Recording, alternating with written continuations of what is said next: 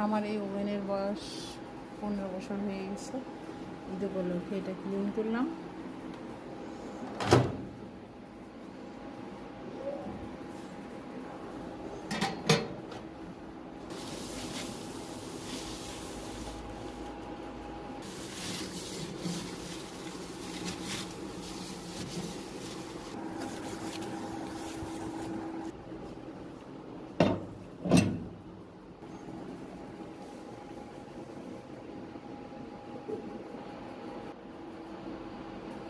Oven পরিষ্কার করার জন্য আমি গরম পানি নিয়েছি, এই ধরনের একটা ক্লিনিং নিয়েছি, ভীম নিয়েছি, আর এই তো একটা সফট নরম কাপড় দিয়ে গরম পানিতে ভীম দিয়ে দিয়ে বারবার করে করেছি। যেখানে অনেক শক্ত দাগ ছিল ওখানে হালকা মাজন ইউজ করেছি, খুব বেশি না।